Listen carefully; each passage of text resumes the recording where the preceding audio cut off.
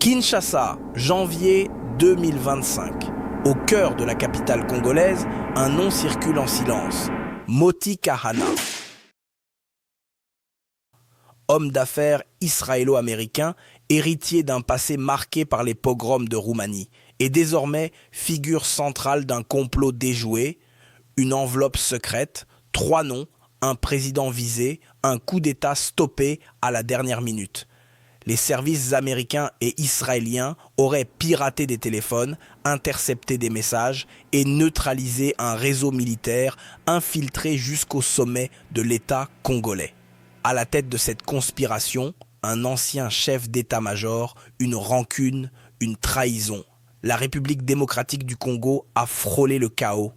Mais ce que vous allez entendre maintenant dépasse tout ce que les médias osent publier. Bienvenue sur Africa TV Network. Voici la trahison, l'espionnage, le coup d'État. L'opération de l'ombre qui a bouleversé Kinshasa. Préparez-vous.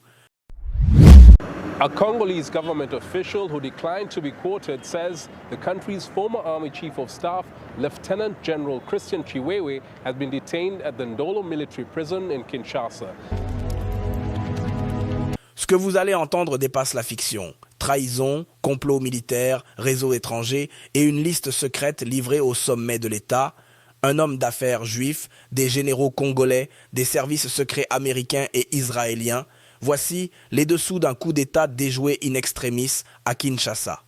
Tout commence à Davos. Le président Félix Tshisekedi y croise, par l'intermédiaire de réseaux diplomatiques, un homme discret mais influent. Mordecai Kahana, homme d'affaires juif impliqué dans plusieurs secteurs sensibles, y compris le renseignement.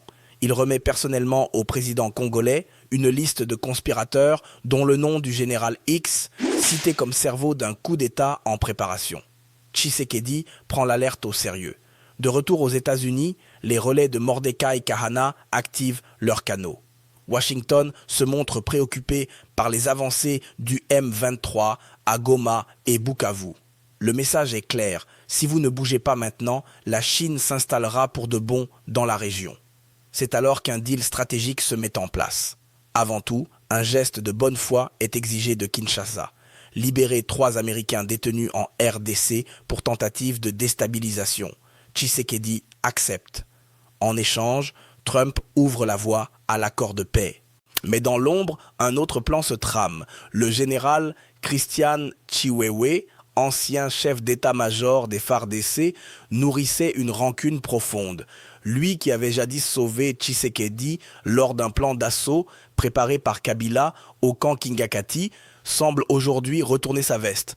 Mais cette fois, les services secrets américains et israéliens, déjà bien implantés à Kinshasa, interceptent des communications téléphoniques effacées, restaurées et accablantes.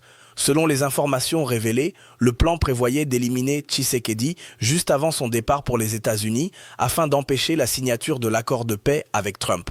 Chiwewe aurait transmis des messages codés à d'autres officiers, suggérant une intervention décisive à Kinshasa.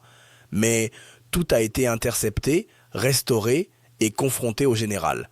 Pris la main dans le sac, il est arrêté. La tentative de coup d'État venait d'être neutralisée grâce à la coopération secrète des services américains et israéliens.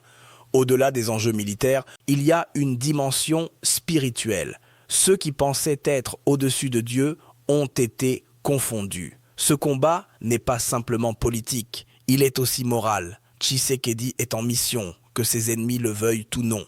La vérité avance, mais l'ombre rôde encore. À Kinshasa comme ailleurs, les complots ne dorment jamais. Et l'histoire que vous venez d'entendre n'est que la face visible de l'iceberg. Pour ne rien rater des prochaines révélations, abonnez-vous maintenant à Africa TV Network. Activez la cloche pour recevoir chaque alerte, chaque vérité, chaque choc. L'Afrique a besoin de voix fortes, de médias qui n'ont pas peur. Et cette voix, c'est la vôtre. À très bientôt pour un nouvel épisode. Abonnez Africa TV Network, Makamo.